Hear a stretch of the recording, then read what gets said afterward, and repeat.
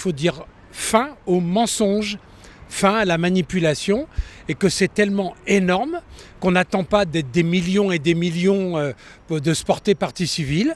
On ouvre la voie pour dire ça suffit, parce que s'il y a un tel mensonge à ce niveau de l'État, on ne va pas dérouler tous les autres mensonges à tous les autres niveaux partout ailleurs. Donc là, ça suffit. On n'accepte plus d'être pris pour des cons plutôt que d'être des êtres humains incarnés en confiance pour construire l'avenir ensemble. Je suis très sensible à toutes les conséquences d'un mensonge. On a tous connu un mensonge dans une famille, on voit les dégâts que ça peut faire. Alors au niveau d'une nation, c'est énorme. Je travaille aussi auprès des enfants. Les enfants sont extrêmement résilients et ils ne peuvent pas comprendre que des adultes obéissent à des menteurs. Ça rend fou. Et la nation est en train de perdre la tête. C'est basé sur un mensonge. Donc on ne peut pas gouverner, enfin c'est pas possible de gouverner et on peut utiliser ce mensonge. Et s'il y a mensonge, comment peut-on faire confiance sur tout le reste ?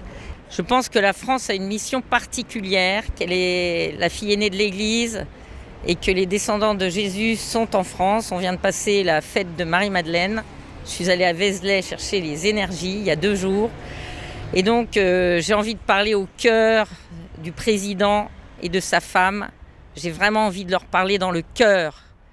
Nous sommes là pour défendre la vérité. La vérité, c'est ça qui va amener la paix sur la terre. Et pour moi, c'est la seule et unique voie. Tous les autres pays du monde attendent que la France, donc les Françaises et les Français éveillés, prennent leur destin en main pour dire nous n'acceptons plus d'être manipulés 24 heures sur 24 avec des mensonges. Donc là, c'est un des éléments qui permet de déclencher la vérité qui nous rendra libres. On est en plein mensonge. J'avoue que parfois ça m'interpelle. Je ne comprends pas. Parfois ça me met en colère, mais j'ai appris à apaiser. Donc je suis là. Et j'avoue que j'ai été très soulagée lorsque j'ai senti ce dossier se déposer. Et je remercie vraiment Christian d'avoir posé cet acte. C'est la représentation de la femme et la représentation de l'homme. Donc tout est faussé. Et après, c'est grave au niveau sociétal. Parce que derrière, c'est des gens qui se construisent. Alors on voit aussi tout ce qui se passe au niveau sexualité, au niveau des enfants. C'est tout ce qui est transgenre. C'est tout ça. Et on va mettre quelque chose de normal sur quelque chose d'anormal.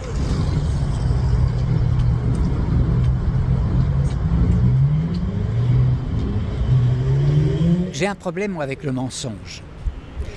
Et aujourd'hui, nous sommes dans une situation politique qui est de pire en pire tous les jours, à plein de points de vue, avec une faillite radicale, totale, de la classe politique, avec une perte de confiance radicale, totale de la population envers l'ensemble de la classe politique. Et si on analyse un tout petit peu ce qui se passe, on s'aperçoit que tout en haut de la pyramide, nous sommes dirigés par ce que j'appelle parfois, quelque peu violemment, mais avec en même temps beaucoup de compassion, nous sommes dirigés par un couple de psychopathes qui nous a trompés depuis 2017, 2022. Les conséquences de ce mensonge pour l'ensemble de la population française sont énormes. Elles sont idéologiques, elles sont culturelles, elles sont économiques, elles sont financières. Nous avons vécu un épisode international de tentative de génocide de l'espèce humaine avec de faux poisons. Alors on va me dire que j'exagère, etc. D'accord, j'exagère.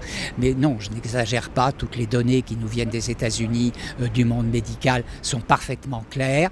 Tu penses que, parce qu'il y a cette plainte, la seule plainte d'ailleurs en France, elle peut faire tomber le régime parce qu'il y a un mensonge ? Oui, oui, réellement. Je le pense et je ne suis pas le seul à le penser. Alors, d'une part, c'est une intuition profonde qui est partagée par beaucoup de monde, mais c'est aussi une logique. Enfin, je veux dire, si on regarde tout ce qui se passe aujourd'hui, que ce soit au travers des réseaux sociaux ou des médias mainstream, tout montre que nous sommes ce qui s'appelle à la fin d'un régime politique. Et la fin d'un régime politique, c'est un schéma de rupture. D'accord ? Le schéma de rupture, ça se fait quand c'est indispensable, quand il n'y a pas d'autre solution. Ça se fait avec la rue, l'insurrection, et ça se termine souvent dans le sang. Donc on va tâcher d'éviter ça.